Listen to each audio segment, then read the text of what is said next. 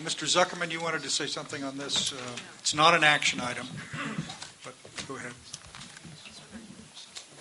I wasn't planning to say things, but stimulated by some of the discussion that you've had, particularly Mr. Nordhoff.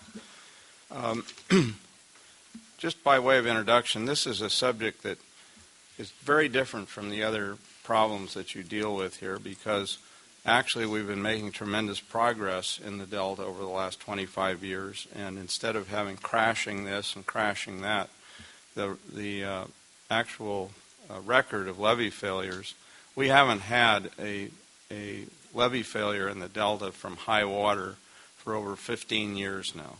And these events used to occur quite frequently. The one exception to that was the Jones Track, which was, nobody's quite sure what caused it, but it wasn't during a period of high water, probably some burrowing animal. But on the subject of prioritization, you're not writing on a blank sheet on that. This is something that various state agencies and private people have been looking at for a long period of time. And it's a very complicated subject. And the conclusion that I think we've reached, and I believe it's best characterized in the recent presentation that you got on the Economic Sustainability Plan from the Delta Protection Commission, is that there are base levels which you can agree upon are necessary to protect, have a minimum level of protection for a system that actually operates as a system, because one failure on one island begets failures on adjacent islands and so forth. So we've actually started from kind of a bottom-up type of a system. And that base level is not the hazard mitigation level. That level was a device that was negotiated with the federal government to try to set a standard above which the FEMA would come in after a disaster to help the state in the disaster repair. But none of the engineers that deal in this area consider it to be a levee standard at all. The base level, which we've all been working towards, which CalFed was working towards, which the Corps, everybody, is the PL 8499 standard, which is very similar to a similar standard that the state adopted at about the same time. So that's what we're trying to do. Then you have this incredible mixture of interests: urban populations, roadways, water transfer, pipelines, deep water, the whole works, which crisscrosses the Delta in a big mishmash. And so the idea is to work upward from that base level with some degree of risk and the assets that are being protected with higher degrees of protection above that. And it's clearest when you're talking about an urban population. But some of the other things are a little bit more flexible. Then you put into the mix, how are you going to assess the beneficiaries of that?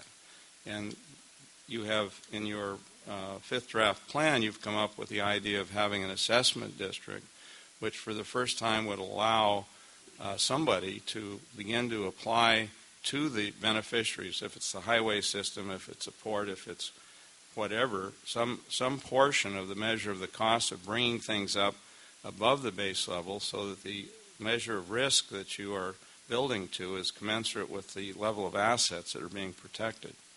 So I would caution you not to look at a top-down type of prioritization system, but work from a base up to something that makes sense on the individual assets that are being protected.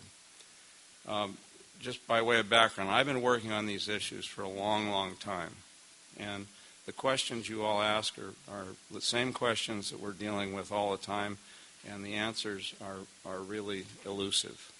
So you just kind of have to work on it on a systematic type of approach that seems to work, and recognize that we're making tremendous progress in this area. There's more work going on in the Delta right now in levee protection than ever has been, because of the program that Dave and the other people who spoke to you are administering. And it's a wonderful sight to see. I mean, you go out there and see these nice big broad levee crowns that are being created to protect the East Bay Mud Aqueduct and some of the other important assets. Thank you. Tom, Okay. Tom, just a question. Did the Prop 1E funds, the $5 billion, help to stimulate some of the activity we're seeing now?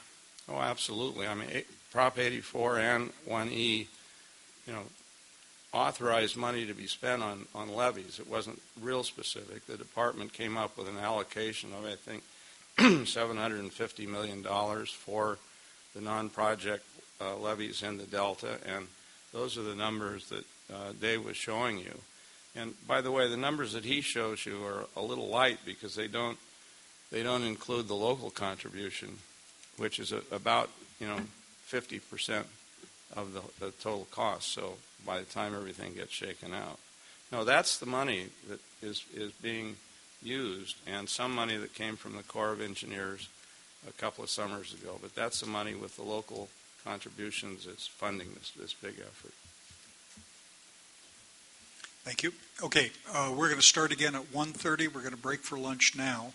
We'll start at 1:30, and we're going to go, Mr. Grindstaff, straight to tab number, whatever in the dickens it is, tab 7.